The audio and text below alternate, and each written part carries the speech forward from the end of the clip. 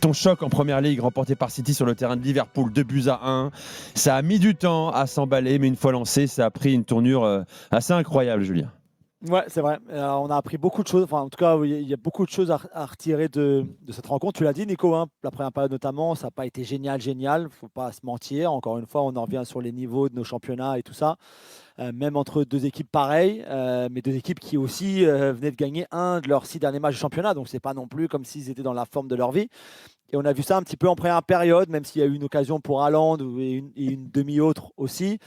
En face, notamment, côté Liverpool, il n'y a aucun tir cadré en première période, ce qui est inacceptable, à domicile notamment, pour une équipe pareille qui, même si elle se cherche encore, et on parlera tout à l'heure d'Arne Slot qui est de plus en plus sous pression, pas forcément de la part du club, mais en tout cas énormément, moi je trouve, de la part des supporters, et sûrement à juste titre d'ailleurs, mais qu'une équipe qui se cherche comme ça, qui a besoin de quelque chose d'un petit peu spécial, que ça vienne de Wirtz ou d'Ekitike ou peu importe, mais qui a autant de mal avec ballon dans cette première période, par exemple, d'hier. Et j'ai trouvé ça très décevant quand même. Mais tu savais aussi que la seconde période serait bien meilleure. Et sincèrement, elle a été. Il y a un mot d'abord à dire sur Bernardo Silva, qui était exceptionnel hier, du début à la fin. Même dans la période un petit peu creuse de temps faible de son équipe et du match en général, il a quand même été le patron, celui qui dictait un petit peu le tempo de la rencontre. Et c'est sa dernière saison, on va le perdre en Angleterre, hein. Il est en fin de contrat, il ne va pas prolonger. Ça fait 10 ans qu'il est là, il mérite un peu de soleil s'il veut, un très beau contrat ailleurs s'il veut, il mérite ce qu'il veut. C'est ça l'idée, Julien? C'est ça l'idée pour lui? Ouais, l'idée c'est qu'il va partir parce que ça Et a aussi partir été, même plutôt si Moyen-Orient? je ne sais pas où il partira, non, parce que moi je pense qu'il peut encore rendre des beaux services en Italie, en Espagne par exemple. Je pense qu'il aura beaucoup de clubs qui seront là pour lui, sincèrement, parce que ça reste encore, même si forcément hein, il court un petit peu moins, ou en tout cas avec moins d'intensité, c'est logique à son âge et après tout ce qu'il a, tous les matchs qu'il a joués, tous les efforts qu'il a donnés, mais en termes d'intelligence de jeu, en termes de connaissance du jeu, d'anticipation, de lecture du jeu, c'est juste extraordinaire. Sincèrement, je pense qu'on n'a pas vu beaucoup de joueurs comme lui dans nos championnats sur les 10 dernières années. Et il fait partie de ce groupe très restreint-là. Donc c'est un plaisir encore de le voir au niveau dont il a évolué, auquel il a évolué hier. Pardon. Et je ne sais pas où il ira, mais à City, c'est terminé. Le cycle est fini. C'est tout à fait normal qu'il parte. Je pense que Guardiola partira aussi. Donc ce sera la fin de ce cycle-là, dont il a été l'un des grands protagonistes.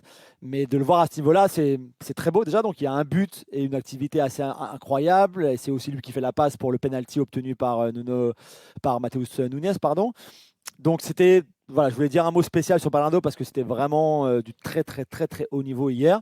On a une seconde période qui est bien meilleure et une équipe de Liverpool qui est bien meilleure, qui doit prendre l'avantage avant même le coup franc de Szoboszlai qui est lui aussi magnifique, mais Ekitike a deux grosses occasions, notamment celle de la tête.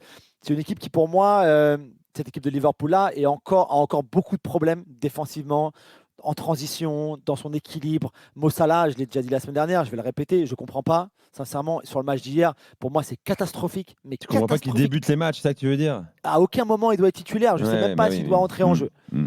Et d'ailleurs, l'une des critiques qu'on peut émettre envers Arne Slot, c'est de faire toujours jouer les mêmes joueurs, déjà, alors que ça ne fonctionne pas. Hein, parce que puisqu'ils ont perdu hier après avoir mené jusqu'à la 84e minute à domicile, ça fait donc une victoire sur les 7 derniers matchs de championnat. Il y a quelque chose, il y a beaucoup de choses qui ne vont pas dans cette équipe-là. Et pour moi, Mo Salah en fait partie. Mais pourquoi dans Et sa tête à le titulariser, Julien? Juste 2 secondes là-dessus, Mo je sais Salah. pas. Il s'achète une paix sociale, il se dit bon, peut-être qu'il me reste pas beaucoup de temps moi aussi à Liverpool. J'ai pas envie de Ouais, j'ai peut-être un revenir peu dans de ça. les embrouilles médiatiques, comment dire, frontales avec la légende de Liverpool. Pourquoi il fait ça? Ouais, Est-ce que, peut-être est-ce qu'il ça. y a une raison technique, sportive à l'aligner à chaque match là? Je vois que ça. Parce que maintenant, c'est pas ses performances sur le terrain qui peuvent justifier une titularisation. C'est plus possible ça. Donc maintenant, tu le titularises pourquoi? Pour ce qu'il a fait par le passé, ce qu'il a fait avant. D'ailleurs, Slot le répète assez souvent en conférence de presse. Oui, mais l'année dernière, il a marqué 28 buts en championnat. Avant le match de Ligue des Champions contre Marseille, par exemple, où encore une fois, pour moi, il est transparent, à part la grosse occasion qu'il rate tout seul devant le but où il tire à côté. Il nous avait dit avant, oui, mais c'est un joueur qui marque 50 buts dans sa carrière en Ligue des Champions, c'est extraordinaire. Il faut un joueur comme ça sur le terrain. Pourquoi? Parce que dans la forme dans laquelle il est actuellement, c'est pas le joueur qui a mis 50 buts en Première Ligue, en Ligue des Champions, pardon, ou 28 buts la saison dernière en championnat avec 17 passes décisives. C'est plus ce joueur-là. Il est plus ce joueur-là. Peut-être qu'il le redeviendra, je lui souhaite, et pour Liverpool aussi, et pour lui, et pour sa carrière, tout ce qu'il veut. Mais aujourd'hui, c'est plus ce joueur-là. Aujourd'hui, pour moi, il mérite pas d'être titulaire. Et je trouve qu'en plus, pendant son absence à la CAN, Liverpool, forcément, ils ont dû s'adapter. C'est un autre système. Il y avait d'autres choses, d'autres joueurs qu'on a mis en valeur.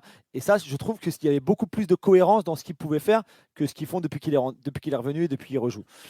Mais pourtant, ils ont pris l'avantage sur un coup franc de Szoboszlai dans l'axe à 30 mètres extraordinaire. Mais il faudra m'expliquer comment Donnarumma met 2 joueurs dans un mur. Déjà, alors ça, j'ai pas du tout compris hier pourquoi on a fait ça. Joe Hart à la télévision anglaise a voulu nous expliquer. Il était loin. Mais loin, quand tu sais que c'est un des meilleurs tireurs de coups francs en Europe, Szoboszlai, et qu'il a une frappe, il peut. En plus, lui, il peut tout faire. Il peut frapper en force. Il peut passer par-dessus le mur en la brossant. Il peut, bien sûr, oui. Il peut tout faire. Il peut tout faire. Et tu mets que 2 joueurs dans le mur. Et en plus d'où il est, Donnarumma, tu vois très bien qu'il y a cet espace-là et que le ballon peut partir aussi. Alors après, s'il y avait un troisième joueur, ça aurait pris le mur. Tu vois, ça prend le 4, ça prend le mur tous les jours. Mais vous avez vu la caméra par derrière? Comment elle tourne la balle, elle va vers Donnarumma et après elle change de direction. C'est quand même. Oui, c'est ce que dit Julien. Szoboszlai est capable de faire ça. Mais elle frôle le mur en fait. Oui, mais voilà, elle change une fois qu'elle a passé le mur, Daniele. Donc si tu as un troisième ou un quatrième dans le mur, avec les 2 autres, le ballon, il passe pas, parce qu'il tourne après.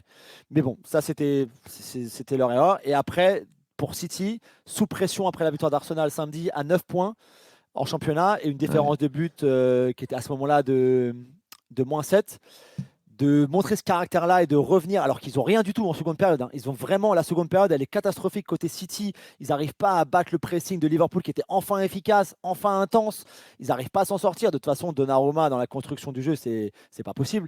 Et d'ailleurs, dès que Liverpool a un petit peu arrêté son pressing intense, qu'on a moins joué sur Donnarumma parce qu'il y avait plus de besoin, puisqu'il y avait moins cette pression-là, c'est là où City a pu rejouer un petit peu son jeu. C'est là où ils ont su trouver quelques solutions. Mais le premier but part sur défensivement, c'est catastrophique de la part de Liverpool. Sur le centre de Cherki, la déviation de la tête de Haaland pour Bernardo Silva, ils sont alignés, ils sont n'importe comment, ils sont n'importe où. Sincèrement, c'est honteux de concéder un but pareil. Et le deuxième, c'est une grosse erreur, pas simplement d'Alisson sur la faute sur Nunez, mais aussi McAllister et Curtis Jones qui à aucun moment se parlent, à aucun moment ne comprennent le jeu et l'appel de Nunez dans leur dos, dans l'espace, le ballon par-dessus de Bernardo Silva. Je ne comprends pas qu'à ce niveau-là, on fasse des erreurs pareilles, sincèrement. Et donc au final, on arrive à ce dernier coup du sort dans un sens où Alisson monte pour aller égaliser. City récupère le ballon en contre, il n'y a plus de gardien. Cherki au milieu du terrain met un plat du pied droit et le ballon tout doucement va vers le but. Szoboszlai et Haaland sont au sprint, au coude à coude à la course pour peut-être essayer pour Haaland de pousser le ballon dans le but, pour Szoboszlai de l'enlever. Szoboszlai est derrière Haaland, il l'accroche par le maillot, donc passe devant Haaland en l'accrochant, il y a faute tous les jours. Haaland ensuite réaccroche à son tour Szoboszlai pour pas que Szoboszlai puisse dégager le ballon. Le ballon rentre dans le but après la faute d'Haaland sur Szoboszlai. Là on se dit il y a but, Cherki se célèbre, il y a célébration, tout le monde, City, on est super content, ça fait 3-1. L'arbitre donne le but. La VAR rappelle l'arbitre en lui rappelant peut-être cette règle-là qu'il avait oubliée. Mais tu ne peux pas accorder un but selon les règles. Là, ce n'était pas du tout le sens du jeu et le sens, ce que l'arbitre aurait dû faire. Mais dans la règle en elle-même, pure comme elle est, comme il est possible de la suivre, s'il y a une faute d'un attaquant avant que le ballon ait passé la ligne, donc pour son équipe à lui, tu dois revenir là-dessus, tu peux pas accorder le but. Donc il revient à la première faute de Szoboszlai sur Haaland, l'exclut avec un carton rouge et donne coup franc à l'entrée de la surface pour City. Voilà, et 2-1 à l'arrivée pour City. On te trouve très dur sur le chat avec Donnarumma. Plusieurs messages d'Afteriens qui disent que Julien est dur avec Donnarumma qui fait une énorme parade à la dernière minute sur McAllister. Mais dur dans quoi ? Dans la relance ? Non, il n'y a pas besoin de ton moi pour jugement savoir global. qu'il est niveau ballon au pied. T'as du mal avec Donnarumma ou pas un peu ? Non, mais tout le monde sait au balle au pied, c'est pas ça. Vous n'avez pas besoin de voir les matchs pour le savoir. C'était le cas au PSG, c'est toujours le cas. Après son arrêt sur McAllister, magnifique, c'est sûr, à 2-1. À ce moment-là, c'est donc avant. Ça, il sait très bien faire. Mais pour moi, le coup franc et le mur à 2, c'est inadmissible. Daniele, tu avais une question à poser à Julien. Oui, mais c'était plutôt sur Cherki parce que moi, ça m'est pareil lunaire de ne pas le faire jouer. Je voudrais savoir votre point de vue de la France, surtout parce que voilà, c'est un joueur il va être important aussi pour l'équipe de France. Je comprends bien les choix tactiques de Guardiola. Il a choisi 2 ailiers, mais je pense, Julien peut me corriger si ce n'est pas le cas, mais je pense que c'est le meilleur joueur de City, le plus inspiré, c'est lui qui donne l'étincelle de plus. Et la gestion des Guardiola dans les dernières semaines, ça me bluffe un peu. Julien. Là, j'étais surpris qu'il ne débute pas hier. Ouais. Après, c'était un 4-2-2-2 avec Marmouche et Haaland en pointe, O'Reilly et Semenyo enfin, O'Reilly et Rodri, Semenyo et Bernardo. Bernardo avec ce rôle très libre dont on a parlé tout à l'heure. Donc c'était peut-être un petit peu particulier aussi, et c'est peut-être pour ça qu'il ne l'a pas fait débuter, et en sachant aussi qu'en face, tu aurais beaucoup d'intensité. Enfin, en tout cas, c'est ce à quoi on s'attendait. Mais quand il entre en jeu, de toute façon, ça change à ce moment-là aussi, hein. Ça change après le but de Szoboszlai, bien sûr. Mais déjà, quand il est entré en jeu, il y avait beaucoup plus côté City qu'en son absence. Ils ont besoin de sa créativité. Et ils ont besoin aussi du génie qu'il a en lui. Parce que hier, c'était quand même très structuré encore. Et City, il a plutôt pas mal fait en première période, pas du tout en seconde période. Il a apporté de la folie, il a apporté quelque chose de très différent. Et même côté Liverpool, tu sais jamais à quoi t'attendre avec lui de toute façon. Alors qu'avant, sans lui, tu savais plus ou moins quand même comment City allait jouer, etc. Avec lui, tout change. Il rend tout le monde meilleur, et puis surtout, tu sais pas du tout ce qu'il va faire. Il est complètement imprévisible.